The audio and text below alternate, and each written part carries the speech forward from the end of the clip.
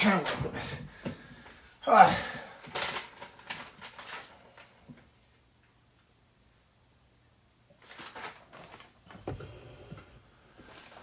ooh.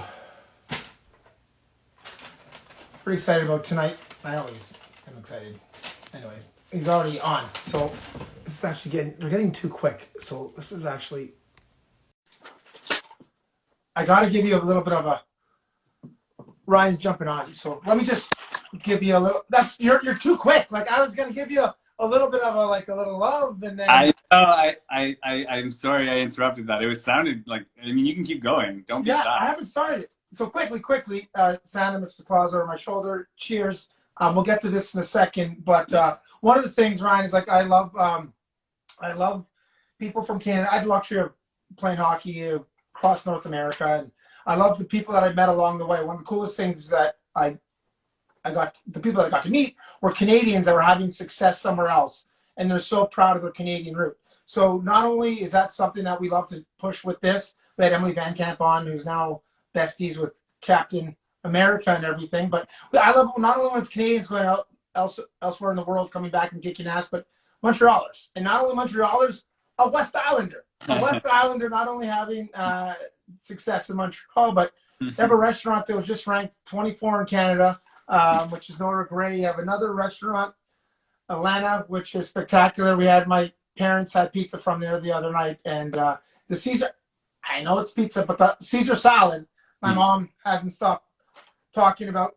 You mastered yourself into a sommelier, and I have 2 wines tonight from your place that I'm pretty excited to try. I'm not a huge white wine guy. I started with this one. I don't know if I was supposed to start ahead or not, but I can't just sit here sober, and I got to get myself. So cheers to you and all your successes. Cheers. Thank you so much for the introduction. Thank you. All right. What am I? First of all, hold on. Quick thing. Before I ask what I'm drinking. Yeah. So there's 3 classes that they give you, life classes. A, don't own a bar. A, don't own a gym. And 3, don't own a restaurant. Yeah. I never finished university, so I went to Santa Fe. I never finished it, so I owned a gym. I lost my shirt. So that didn't really go so well. On that list is restaurant. Yeah. Why do you think it's why? We'll do the PSA first, I guess. If you're thinking about opening your own restaurant, don't. Do not do it. It's a terrible idea.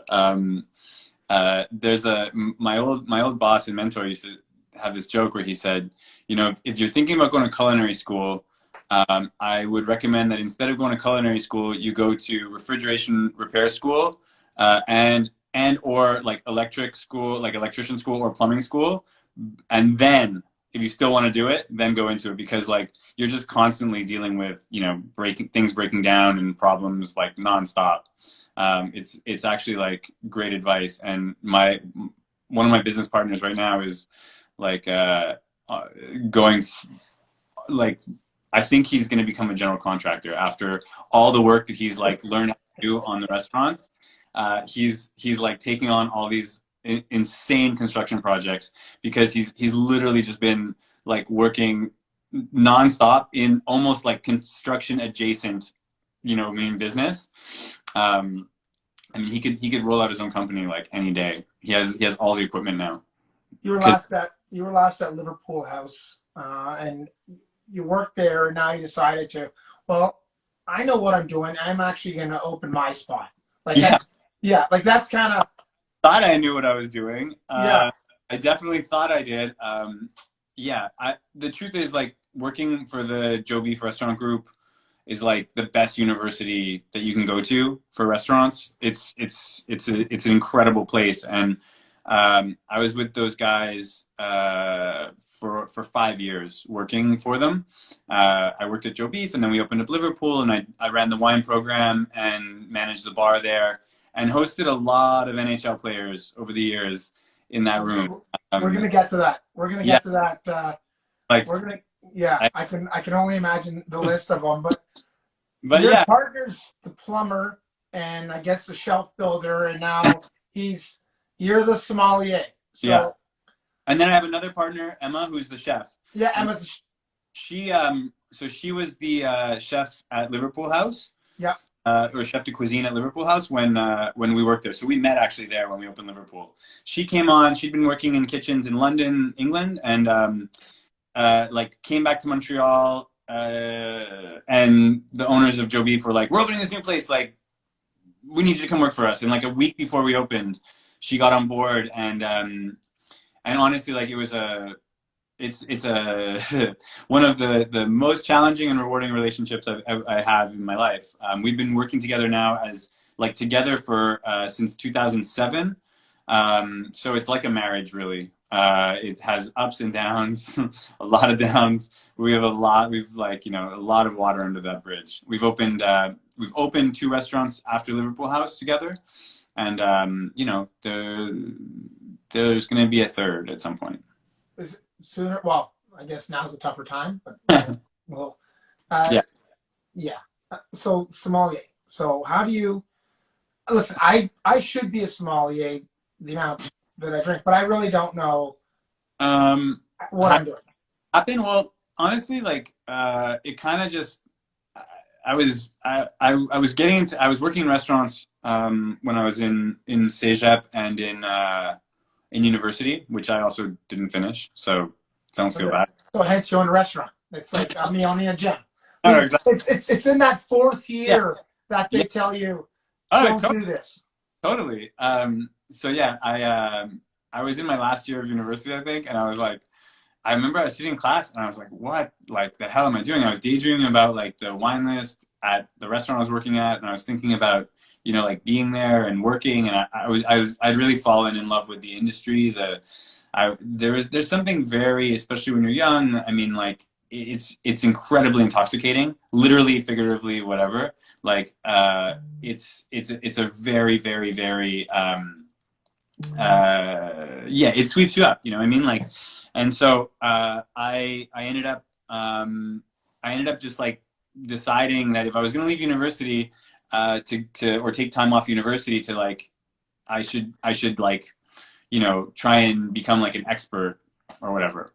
And so in restaurants. So I decided I was passionate about wine, so I enrolled in a course at the hotel school here at the THQ in Montreal, and I followed that, and eventually it led me to the job at Joe Beef. And when they opened Liverpool, I went over there and became the wine director there. So like a lot of sommeliers or like wine people, we like to call ourselves like wine director because it sounds cooler than sommelier. So Right. yeah, I like Wine to call, director. You're the yeah, wine director. So okay, I'll joke aside. How do yeah. you become a wine director? Like, do you go like what's a class becoming a wine director? Well, the funny thing is, like, I'm, I think that like the first couple of years at like wine school, you actually, I mean, you learn a lot. It's a lot of history, and it's a lot of there's so much geography and history to learn. I mean, there's so much stuff to understand. I mean, when you talk about like a country like, it all comes down to France. Like when you learn about the history of wine, um, and like there's So 1100. sorry, you say Yeah, it all comes back to France? yeah, when you're like, yeah, because that's kind of like the not the birthplace of wine, but it's the birthplace of like a winemaking, Okay. and like it's kind of the benchmark for everything. Like everyone looks there, so and kind of tries to replicate what had been done over the years there. Where would Italy? I'm sorry for cutting you off. Yeah. Where would Italy be? I thought it would have been Italy. What's the Well, I think that like with France, because of the essentially like the monks kind of like mapped out and created this like incredible, very detailed way of like understanding, I mean, grape, from everything from grape selection to the terroir that you're growing it on to topography, and they like meticulously took notes, especially in Burgundy, which is often considered like the kind of benchmark for winemaking region. And so you have this like this really long history of grape growing in these areas, and also this incredibly meticulous and detailed note taking. And so people were really able to like, that kind of like spawned, or people kind of took that model and then applied it all over France. And I mean, in Italy, you have this incredible history of grape growing as well. But it didn't really become organized until a little bit later. And so, like for me, like I mean, my passion really lies in Italian wines and in Italy in general, like as far as like cuisine and culture goes. But like if you're going to learn about wine, the first place to look is France, because every region in the world kind of took their cues from there. So As again, I'm selfishly, this is only about me now because this is my next trip that I want to plan. And I yeah, was told that I have to, we've done Italy, we did Greece, and we were planning to go back to Italy. And a buddy of mine who works in wine says, no, no, no. The one place you have to go before you go anywhere is south of France. Is oh yeah. that? I mean, it's so beautiful, and there's such cool stuff going on there right now. There's such good wine. I mean, it's like paradise. It really is. It's an incredible place. Okay, so let's go back. You become a sommelier. Yeah. You're sipping wine, and they're like, so okay, so you're sipping it, and you're like, The guy's like, what do you taste in there? How are the legs on that baby? Like, what? Yeah. Like, how do you? What are you learning? I mean, again, like you'd be surprised at how much theory and memorization there is that goes into it. Like, and that's a huge part of it, theory, memorization. And then what you do is you really end up training yourself to understand what you're tasting, to find defects, to find like, you know, perfection or imperfection or whatever. And like, it's like anything else. It's like a sport or anything. You train, you practice, you practice. So every time, you know, every day you're tasting different wines, you're trying to analyze them, you're trying to make these like mental connections, like, oh, I smelled, you know, white pepper. Well, white pepper is typical of this grape varietal, so like maybe I'm there, you know. And you try and do this thing where you kind of can piece together what's in your glass by using your knowledge, you know. And then like what it does is it really helps you that when you taste something, like when you're working in the restaurant, let's say, or you're buying for a restaurant, and or you go to a wine tasting, like, which happens all the time, you know, you might have like, you know, 30 or you might taste 100 or 200 wines in an afternoon. And it's like, how do you determine which ones are great and which ones are not? And it's really a skill. It's a skill that you like hone and develop. And so like, that's what like the wine school does, you know, is like, it teaches you a skill. Yeah. So this is what, I want to explain why I chose these wines first. yeah, Like, by the way, I'm not, just for people listening, yeah. This is Dino Bolino. Does that sound right? Yeah, that's the name of that bottling, of that cuvee. Okay. And it is Italian, as you mentioned, something that you love. It was chilling. I just took it out. I am not a huge white wine fan, for people paying attention. I love this. Yeah. Like I don't know if you can tell, like I have a little light here that we use for my RDS. If you can tell, but it's not like a clear white wine. It's more a little, I don't know the term you're going to use, but it's foggier. I mean, what we call it is, I mean, the term that is used in the industry now is that's an orange wine. This is orange. Yeah. So, I mean, the color is orange, and so it's just now become a blanket term for all wine that has. Technically, what it is it's a skin contact maceration white wine. Okay. Say it again. Skin contact macerated white wine. So all red wine. I'll go with orange wine. What's that? No, let's go to red for a second.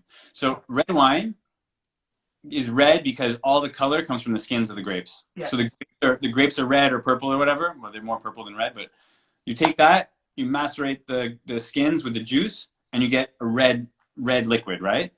Because you can, in some cases, you could press red grapes and get white juice only, right? But it's that maceration with the grape skins that gives you the color, but it also gives you the texture, the tannin, like the mouthfeel, all that stuff. That comes from the skins. A lot of things come from the skins. So you can do the same thing, like with that, like you would do for a process of making a red with white grapes, and then it gives you, instead of giving you like a red wine, it gives you an orangey wine. Okay, there's a lot of exceptions to every rule here in wine because there's so many different grape varietals and regions and techniques and whatever. But like, if we just talk in like huge, like sweeping statements, if you take white grapes and you macerate them on the skins, like you let them like mix with the juice, right, of the grapes, you end up with an orangey color. There's like so many variations of like orange that you can get. Just like with a red wine, you get a really clear light red, or you get a really dark inky red, depending on what the grape is and how it was made. So by the way, is this at SAQ or only at your restaurants? I mean, it's at my restaurants. It's not at the SAQ, but it's also at like you could find this wine at like a lot of like restaurants that are similar to mine. Okay. There's There's Montreal. only two of your restaurants. Dino Volino. But now, when I look at it, it Yep. doesn't say like Anything, right? right. So I don't know how do you say I want an orangey wine, or you used a 5-word. I didn't finish university, so I can't repeat what you said. Hence, I bought the gym. But how would I go? Because this again, this is spectacular. Yeah, it's delicious, right? So There it is. I'm what- not lying because I can just say, listen, the wine sucked or the wine's good. to You have one too. Oh, yeah, alongside of you. okay. No, but seriously, I So got no qualms to say it sucks or not sucks, and I don't drink white wine. I didn't spin it. Shit. Did I miss that? so the I'll have another glass to spin it with you. That's a team player. yeah, I see that. I mean, I know that historically that you're a team guy. Yeah. So this is. So now take me through a tasting. I just switched it because Tasting it, like pretend like we don't know what it is, because actually like you don't know what it is. So it's easy, an right? orange wine, buddy. Yeah, okay. See, you're getting somewhere. That's good. Yeah. That's what you say when you go out and you're like, hey, I'd like to have an orange one. That's what now there's like this thing. That's what everyone is saying now. At the rest, like people come to the restaurant, they're like, what orange wines do you have? I want an orange wine. Like all the time. That's okay. So where's my legs? I don't see my legs on this one. You know why you don't see big legs on this is because it's a really low alcohol wine. So that when you see like that viscosity on the glass, that's really just like residual alcohol, like sugar alcohol. Okay. So like the higher the percentage, like really you'll see like the thicker those legs will be. No one. I'm gonna tell you a secret. No one cares about legs on wine. I didn't know. I just thought I was being cool by saying I heard somebody else say it. It's not even your fault. Most people. It's just like one of those things that like happened years ago. People got really into talking about the legs on wine, and then like people just would say it to like sound smart at a table, in front of a guy like me. They'd be like, I'd be like, how is everything? How do you like it? And they'd be like, wow, it's got great legs, and you're like, okay, so this guy knows what he's talking about. Tells me everything I need to know. You know what I mean? It actually, again, for people listening, I don't care saying it sucks or it doesn't suck. I got no qualms because we're shooting the shit, and because there's a million other red wines or white wines you can have when you go to his restaurant. Yeah. This is kick ass, and not only that, I don't love the way some white wines smell. Yeah. Okay. It's my whole. When I was younger, I drank. I shouldn't be saying this, but I'm saying it anyways because I'm drinking. I'm blaming it on the booze, but I couldn't really drink a lot of booze, but I'd be able to drink more white wine than I can have other stuff. So you got into white wine before. Yeah. Then once your palate started changing, I got into the red wines and everything else, scotch and stuff. But this actually, I don't like this. My wife, my sister, my mom, everyone likes their white wines. This smells great too, though. Like, I'm not going to sit here and tell you like I smell licorice and coffee and a wooden shoe, but it doesn't smell like that. I know, but I'm saying it smells spectacular as well. Yeah, it's so there's a couple of things going on here. So this wine is actually from this like an amazing producer named Giulio Armani. No relation to the other Giulio Armani. He's just like he's a really weird and cool dude. He makes wine in Emilia Romagna in northern Italy. It's like north of Tuscany. Let's say about 4 hours north of Tuscany. Sure. To give like a broad idea. Lacca di Como or more? Yeah, like to the west of Como. Yeah, to the sure. west of Como. Yeah. Not to say that I know my wine areas, but you could get that. You got that on the nose. Yeah, I smelt it. Vibes. So he makes like these orange wines or skin contact wines. He's been the winemaker at a winery called La Stopa, whose owner and the matriarch of that place is named Elena, and we named our restaurant Elena after her because she's just like kind of this amazing woman who's like a trailblazer in her industry, who really like went against the grain in every way and like really was like uncompromising in what she wanted to do with her winery. I mean, like she inherited this incredible place from her family, but like she really transformed not only that place but also the industry. And almost 30 years ago, she hired, or Giulio was on as the winemaker there, and he's still the winemaker at this place called La Stopa, but about 15 minutes away, he makes his own stuff on the side, which is called Dinavolo. So this is Di Navolino by Dinavolo, and it's a 2018. So it's a blend of 4 different grape varietals. Well, it's a blend of definitely 3 different grape varietals.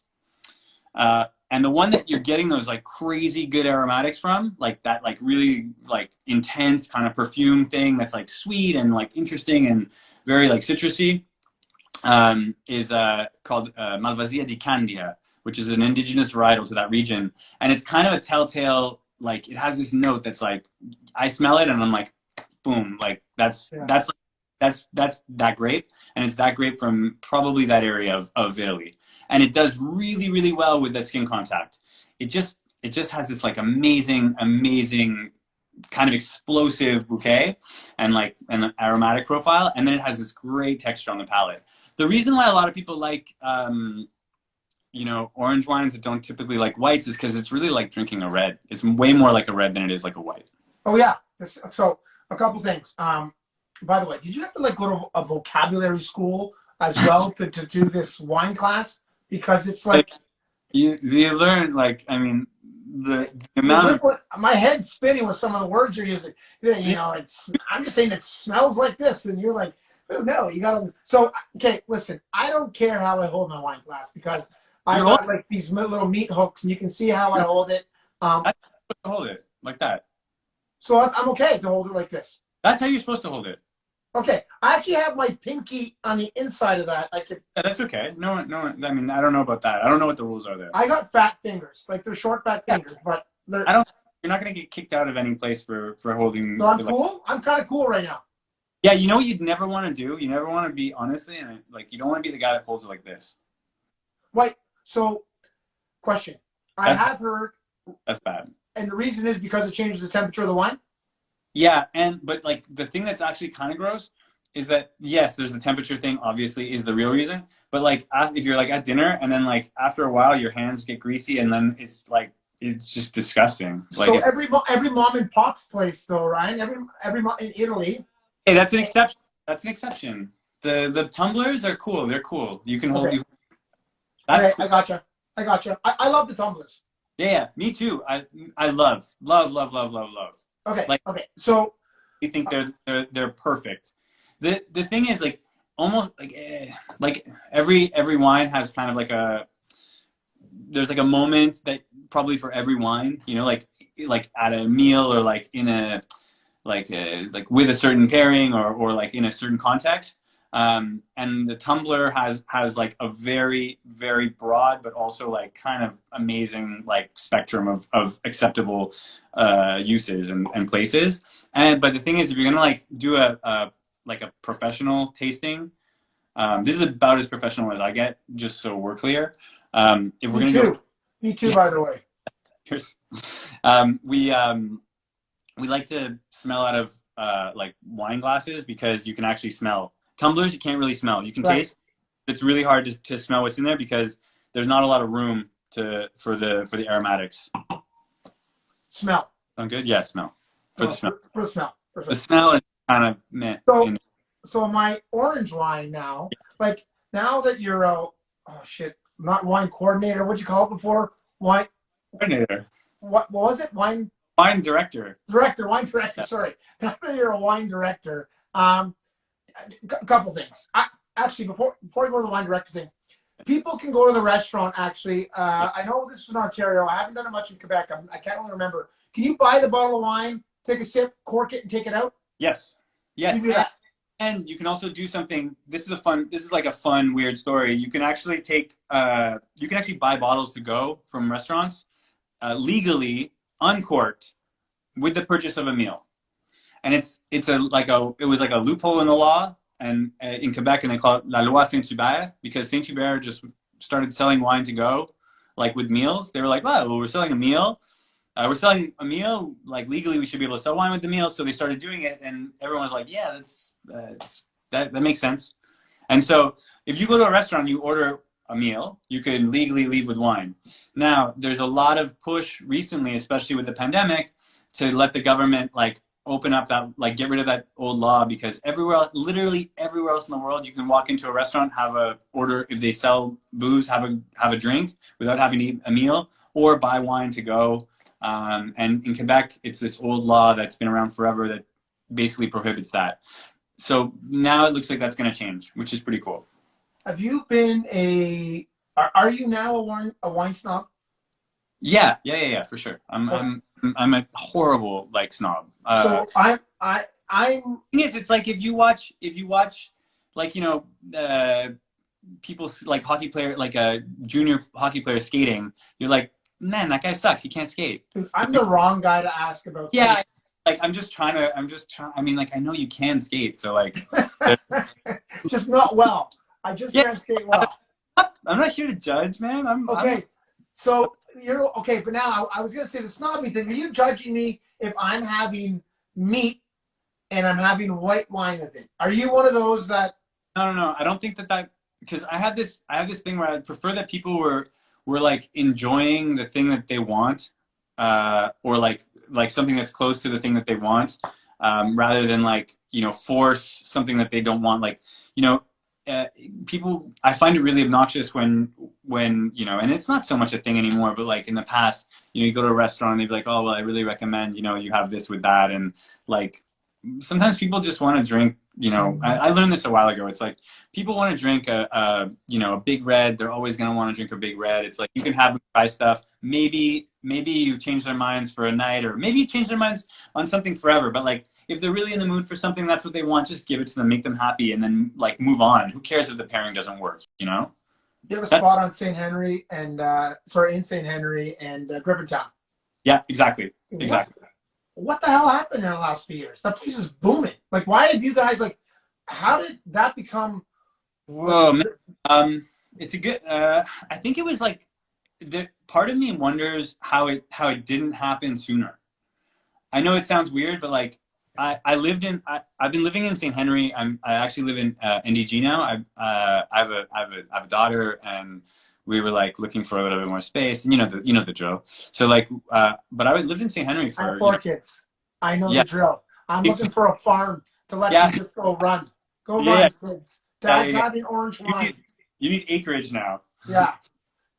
So yeah, like I lived down there for a long time, in St. Henry, and I watched the neighborhood completely change. And I mean, for the better, for the worse. I mean, like gentrification obviously has like ups and downs, but like the thing is, it's so close to downtown. It's so close to Westmount. It's so close to NDG. It's so close to the highway. It's so close to the West Island. It honestly it's an incredible location, and I think now when I look, it like boggles my mind that people were like, oh no, like that little pocket of the city, like stay the hell up. We'll just drive through it to get from like A to B. Like no, we'll never settle here. It doesn't like you have the canal in the summer, which I know wasn't always as nice as it is now, but like with the Atwater Market, with like just like basically everything that's happened, and a lot of this, to be honest, I gotta give it to the boys at Joe Beef. Like they really changed that. Like I mean that's Little Burgundy, but like for real, like by coming down there and doing something at a time when no one else was, it really like it honestly like really changed it changed the landscape. And then obviously like developers knew what was going on. Like they renovated beautiful old buildings, factories, and turned them into condos, and the rest is kind of history. But like, yeah, it's amazing that for so long that neighborhood was just kind of like nothing happened there. You have 2 spots in that area. So I have one in St. Henry for like real St. Henry, and the other one's in Griffintown, which is right down the street from the Bell Center. Are they both the same? Forum? No, one's on Notre Dame. one's on Saint. Listen, for someone from Saint Lazare, that is the same area. Uh, Listen, it's not a 40-minute drive between them. Yeah. It's like a $3 Uber between the two. But is there like, so you want to get into that restaurant business? I know you're coming from a successful place before, but now you want to buy your own and get involved. Is it like when you first tried to get into it? Is it a little like the competition, putting the stiff arm up, the football? That's a football. You got your big words, but I'm giving you my football term. Did they give you a stiff arm, or what? That's a good stiff arm. Or was it welcome with more the merrier? Honestly, it was at the time, it was absolutely a more the merrier kind of thing. There weren't I opened my first restaurant in 2011, and really and truly there were not a ton of young people that were like venturing out to open the kind of restaurant that we were opening at the time.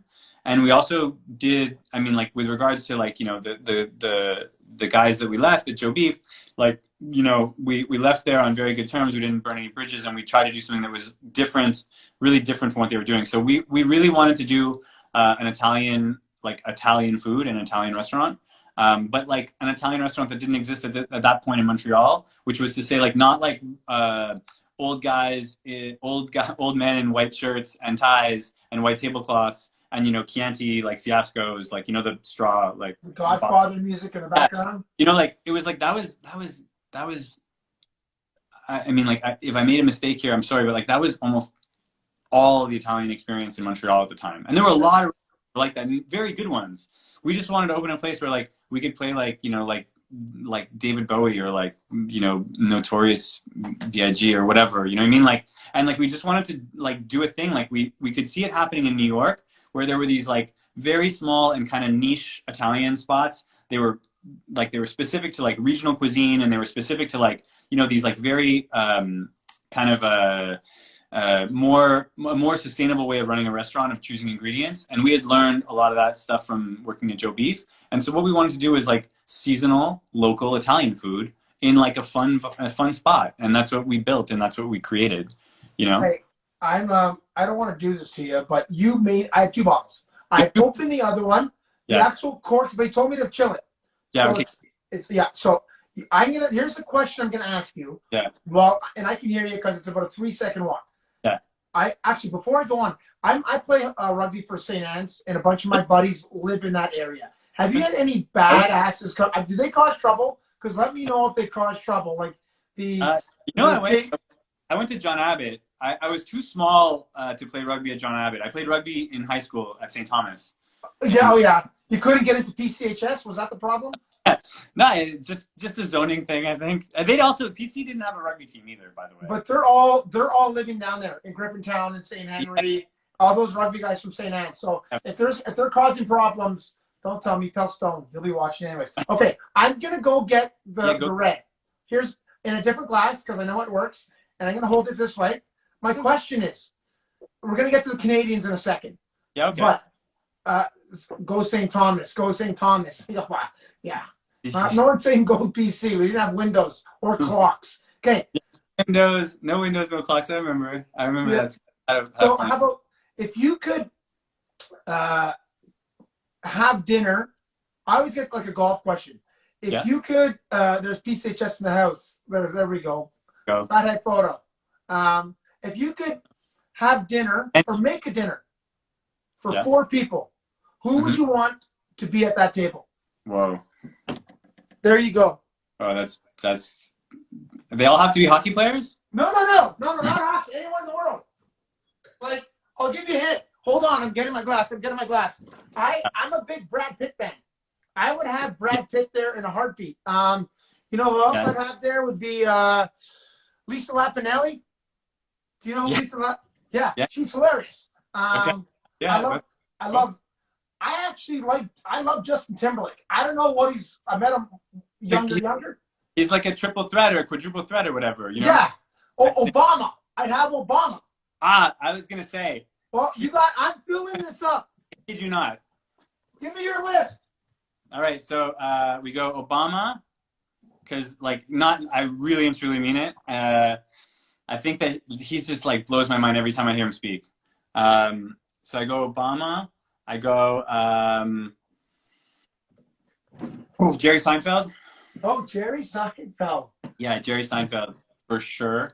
Uh, we got to do.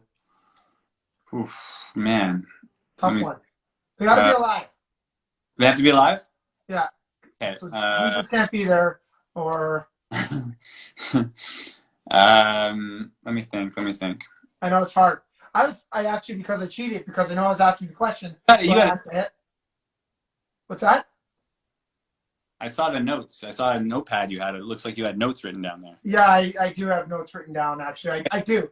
I have Okay. questions, and I don't just I kind of jump on, but I do a little bit of homework about the Yeah. restaurant, what you serve. I can tell you about the wines. I can tell you where it is. I can tell you the history. I can tell you.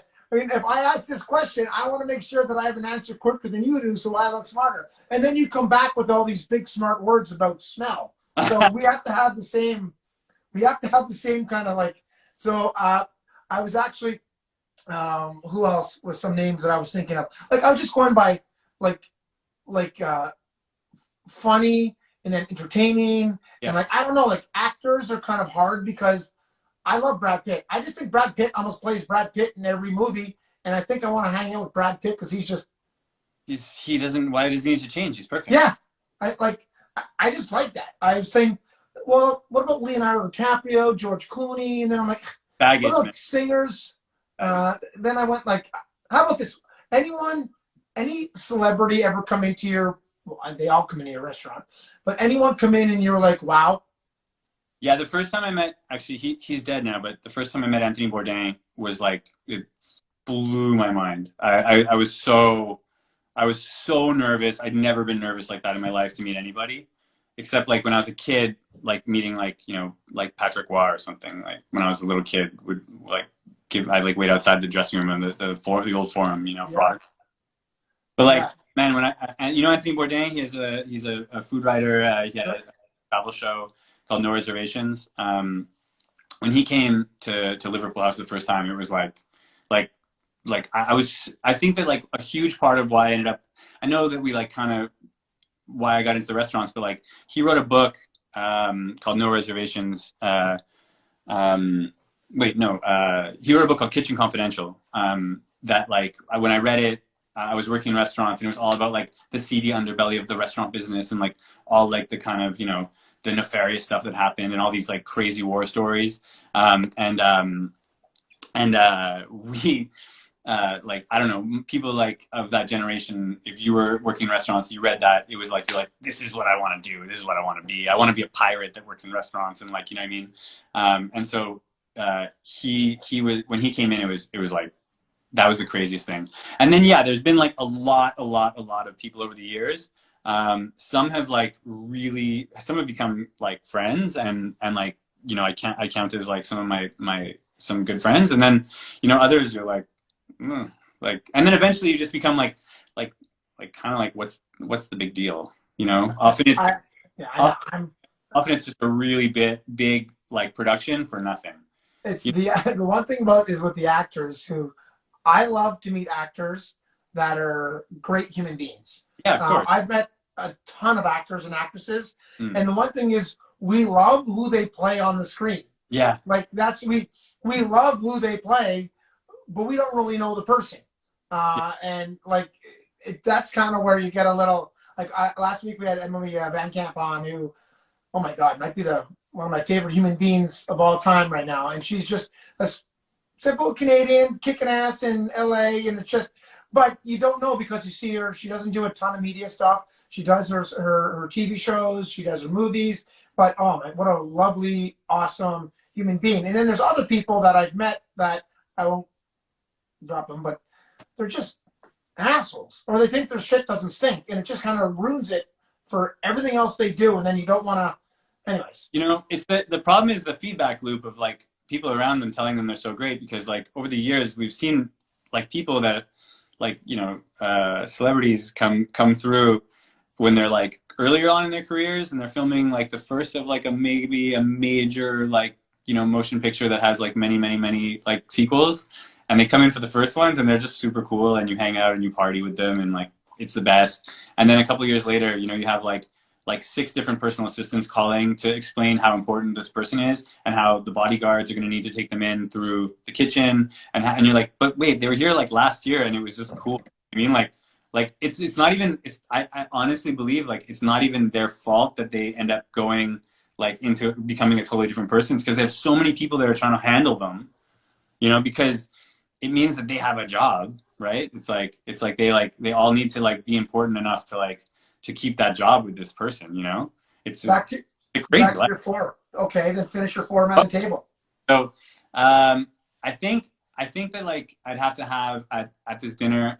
There's a really really good friend of mine who I admire so much, and I think he like I love him so much. I would bring my friend Riyad Nasser, who's the chef and owner of a restaurant in New York called Frenchette. He was also he used to be the executive chef at like Balthazar and Sure. Banana Tavern and Pastis. He ran all those restaurants, and he's like the best person I know. And we don't see each other as much, especially since the pandemic.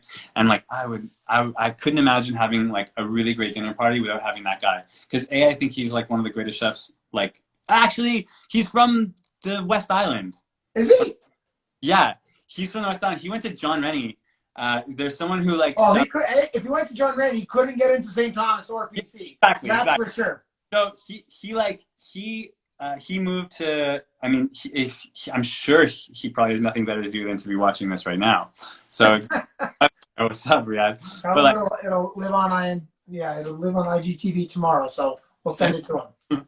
He's the best, and like we've had incredible, like, I mean, we've shared amazing memories, and he's always treated me so well. And so if I could, I think that would be cool. Oh, him, Obama. Yeah, and Seinfeld so far. Seinfeld. Yeah, 3. And then I really got I don't know what I'm doing with my fingers there. I need one more, right? I was trying to be 4. I don't. This is what happens when a hockey player hangs. I'm trying to do 4. So I feel like Tom Brady on that one there, but I was trying. Anyways, a 4. Okay, let's come back to that. I'm gonna think. Okay. I know you had tons of Canadians who come there. Yeah. All the time. I had a short stint with the Canadians, but there was. What years? What do you play? 2000. I was 2000. Yeah, we did. I wasn't really huge into the scene. Yeah. A lot of the guys liked the Saint Laurent strip. Yeah. That was the thing then. Like it was the thing. That was the thing. Sure. It was the thing back then. I love the vibe of where you guys are now. Yeah. I love that vibe. In a weird way, that became like the new Saint Laurent. You know, like in like it's different. It's not as whatever as the Saint Laurent thing was, because you don't have like the same kind of like clubs there. But it's a pretty like, it was pretty crazy. I remember standing outside after, you know, maybe like year 3 or 4 of Liverpool House, and I was with the owner Dave, and we were like, man, like, what have we created down here? Like, there were just like cars, like, it used to be like tumbleweeds at night. There was not a like there was nothing going on the street except for what was happening at Joe B's. And you know, fast forward like 4 years, and there were like bumper to bumper cars on a Saturday night. There, like, the theater across the street had, like, you know, like the marquee lights up, and there was a big show, and there were people lined up outside, and there were Burgundy Lion across the street, and like, this is, I'm talking 10 years ago now. And so now it's just like madness over there at night, you know. It is, but it's a great vibe. It's not Saint Laurent, but it's cool. Yeah, it's definitely where it's at. Name me a habit that came in and you were excited to serve. Okay. I mean, that's a good question. I mean, I was excited. I was excited when they first started coming in. It was exciting, you know what I mean? Like, no bull. It was like an exciting thing, you know? But like the first generation of guys that would come in were like, they kind of didn't like want to hang. I'll tell you this is a very funny comment. Some people who are watching this know, but there was like this around 2010, Bob Gainey like shook up the team, and there was this whole other group of guys that came in, and my one of them became like a very, very close friend, and I actually texted him yesterday to say, like, you better be watching this, because I can't imagine that you'd have anything better to do, because he's retired now. And his name is Hal Gill. And Hal... Did you just say Skillsy? Yeah, Hal Gill's Are Yeah. you kidding me? So like, I'm not saying I was excited to meet him the first time, like when I met him. I But was like, making fun of Hal on Twitter prior to me doing this. really? I play with Hal in Boston. No way. Yeah.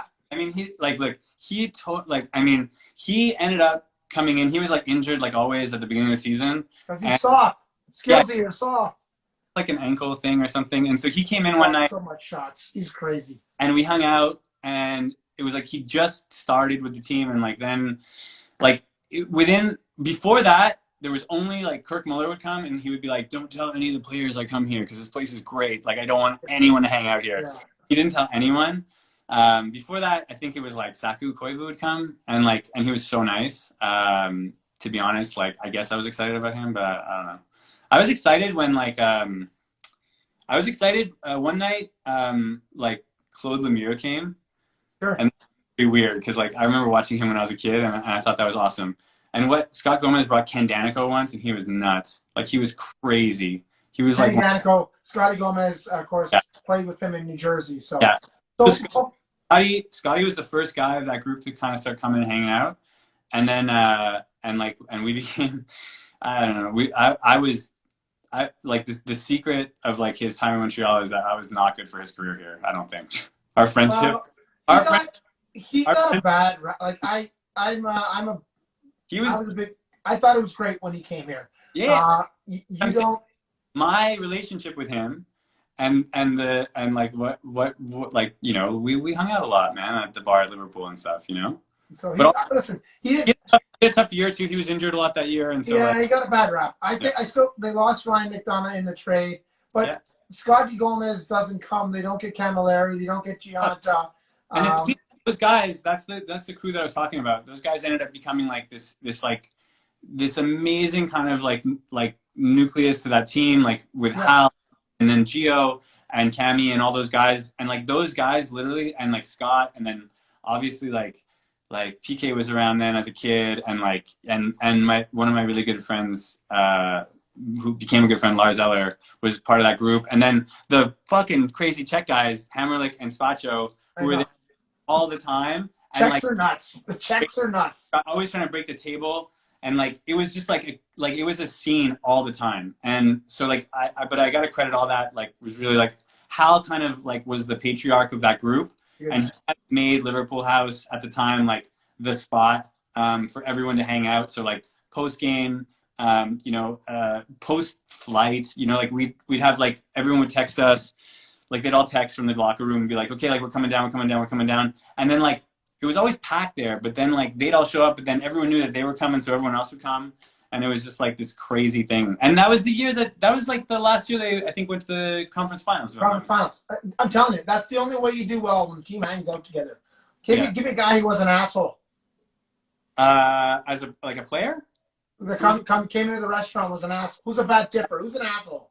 You know who was really not very nice was okay, this is mean. I think this is not nice. No, like was there reason to be mean?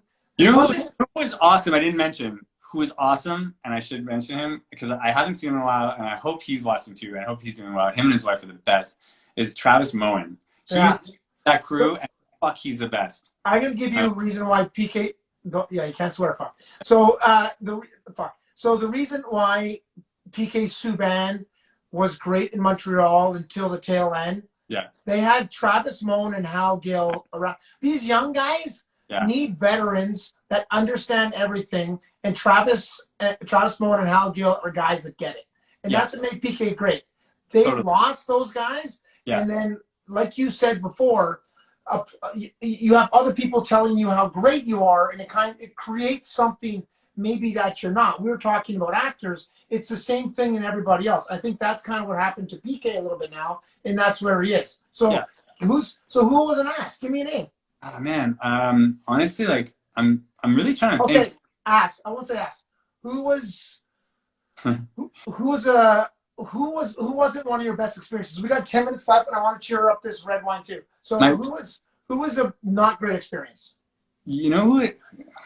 Man, I don't even remember really his name. It sucks. I remember Guillaume Latendresse sucked. That guy was awful. He was not a nice guy. He was. I know Guy. He was a young kid, though. I'll give him a Yeah, break. he was. And like, I'm saying, like, I didn't really want to say bad thing. That guy was not, he was not cool. And then, who else was not very cool? But again, he was really young. And I They're remember, all kids. He was young. It's the yeah. difference. You named a lot of guys that were older at the end of their careers that get it. Oh, for sure. And I The remember, young guys don't. no. And how, and I mean, again, like, it can't be that easy too. Like, you know, you're 15, you're like gone, you're like, this is your whole life. And then all of a sudden you're like out at some like crazy, you've never been in like a big city like this on your own. And like, like now all of a sudden you're expected. I remember like Hal is always such a, like, every time he was injured all the time, he would bring like a Every young, time he was injured, all the time. and Hal, you're soft if you hear this. I remember he was always wearing, Hal had like a broken, Hal was my neighbor back then. Like we found out we were neighbors at that time. And so like became very, like, very close. Like me and him, you know, and the kids, like we hung out a lot back then. Yeah, But, like, sure. and he'd bring the kid, like a player, a young guy. I remember once he brought like Benoit Pouliot. And like, Yeah. and I don't think he'd ever been to a restaurant like that, or had, like, you know what I mean, like, and he was at the bar, and he's like looking at Hal, like, what should I do? You know, he was so young. He must have been, you know, like 19 or 20 or something. And like, and Hal's like looks at him. He's like, dude, like, you're an adult. You don't know how to order at a restaurant? Like, come on, man. And like, but that's what he was always about. It was like, you know, like, it was like, you know, tough love, but like he wanted to show this kid, like, come on, man, like, you know, like, this is how you behave. This is how you learn how to grow up. You know, like, you can't just like look at me to order for you. That's You know, the one thing the game is missing a little, I'll tell you. Though the veterans that got it, because Hal and I are the same age, so we grew up with the veterans that taught us. I yeah, don't think there's enough of them in the game anymore. And for sure, that's why the game is being run by young guys, and it's not always going in the right direction. I'm for drinking, this sure. is my second one. So this one here, okay. So my whole, you know, that the whole plan here with these wines that I sent you is, so our mutual friend Michelle, who put us up to this, she told me, she said, like, she's like, you know, PJ's a big, sorry, PJ's a big wine guy, and I was like, yeah, but like he likes, like, you know, like hockey player wines, and she was like, yeah, and I Yeah, was like, okay, so like cabs and like super yeah. Tuscan stuff. I was like, I get it, I've been there 100%, and like, and I was like, okay, so I want to do some wine. We're gonna do a wine thing. I wanted to freak him out with some weird stuff, but I mean, weird. This is the stuff that all the kids want today, right? This is the stuff that we sell like crazy, that everyone wants to drink. It's Why? because they're fun, they're light, they're easy. They taste great. Right? There's Yeah. like, and look at this. It's like a 12% alcohol. So like you can have you know, a bottle, or like a bottle to yourself, and then not be, you know, completely destroyed. Like, you know, the big cabs, like, you know, 15% alcohol. Like Heavier, they're, darker. yeah, they make you tired, you know? These wines, they give you energy. And the main thing about these wines that I should mention, both of these wines, Whoa, and that's all of, impressive. yeah, this is this is all those years of Psalm school, man, paying off right there. The thing about these wines that's so cool is that, the wines that we work with are natural wines. So we work with wines that, small producers, like really, really small. Imagine like this guy makes a total of 20,000 bottles of wine a year. Okay, like 20,000 bottles of wine a year is like is probably like a drop in the. It's not even a like one line of wines from like a big producer in California. You know what I mean? It's like, you know, those guys make often like in the low millions or hundreds of thousands. Like, I'm talking about guys that make like their everything just goes into a very small amount of wine, and with that they don't use any like any chemical additives, and they don't use any stabilizers. They don't use any preservatives, so like sulfur and things like that. So all of those things, you know, wine is like this thing where like there's this great narrative about wine where it's like, oh, like the super Tuscan, you know, like come to the family, like the history of the family. But then the truth is the winemaking is actually very modern, and it actually doesn't resemble what winemaking used to be, which was pick grapes, crush grapes, ferment grapes, like get juice, it's wine. You know what I mean? That's like what wine was. And that's what up until, you know, the 70s, that's kind of what all wine was. And then industrialization of wine kind of really took over. Post Second World War, there were all these chemicals left over, and they turned them into fertilizer. And they went to wineries and they said, hey, you've had a couple of really bad years. There was a war and there was this and there was that. And there were actually shitty vintages on top of it during the Second World War. They were like, here's some product that you can use and you'll have more crop this year. And like people just kind of did it because, like, you know, why not? And then what happened was with like industrial agriculture, et cetera, you really got far away from what wine used to be. Like for thousands of years, what wine used to be, you know? And so, or hundreds of years. And so this kind of whole movement is like a throwback, or like it's like a lot of winemakers that you talk to of this kind of movement will say, like, you know, I really just wanted to make wine that tastes like my grandfather's wine, because like I would drink it and it really made me, like, it gave me energy and it had tons of life. And the wines that my dad made in like the, you know, in the 80s and the 90s, they always made me tired. They were heavy. They were like, you know, and it's because they were being made like in an industrial way, not in this like natural way. So if you think about what wine is, it's a beverage made from grapes, right? But what's crazy is if you look at like what all of the ingredients in wine are, which they never, I mean, this wine literally would just be like grapes. But like, if they actually had to put all the ingredients, you'd find so much crazy shit on the back of a wine label, like insane. And like, even if it's organic, it still allows for insane amounts. So there's a whole other category called natural wines. It's not really like official or anything. It's like it's more of an ethos, like a, you know. I don't know how this happened. We got like 2 minutes left, but that was, we could have kept going for hours. I just want to, two things I want to get, by the way, Nora Gray, which is in Griffintown, and Elena, which is in St. Henry. Now you have to go. Everyone's already gone. Every Canadian's gone. Every actor's gone. And now you guys have to go for the food, which is spectacular. That's my mom. Or wine. But I also want to give a little quick shout out because you guys are doing something that's really cool. Your Elena, you guys have a digital cookbook that's out. It's $15. And all the money is actually going to the Montreal Workers Relief Fund. And the menu actually has from antipasta to fresh pasta to pizzas to cocktails to enchilada. Yeah, we raised over $50,000 with those digital cookbooks this year. That's awesome. And all the money went to help restaurant workers that were laid off because of the pandemic, right? Because of the shutdown. So that's still on our website. And for everyone out there, the best way to support restaurants, by the way, are dying right now. We've been closed for so long, and it's so hard out there for everybody. Big, small, whatever you name it, like everybody is struggling. The best way is you can buy merch, buy gift certificates to go eat at a later time, or also, you know, do takeout. Please do takeout. Order bottles of wine, order food. Don't go to the SAQ, go to a restaurant. The selection's better anyways. You know, like really and truly, like this time, like people are like, you know, when I read something really interesting recently, it's like, you know, people are like, oh, I'm so like sad that restaurant closed. If I'd known they were struggling, like I would have gone more often. Well, this is the moment that everyone's struggling. Like everyone's dying. Everyone is like this close to closing. You know what I mean? So yeah, this is the moment to support your local restaurants. Place that you love, please go. Oh man, that's one of the orders right there.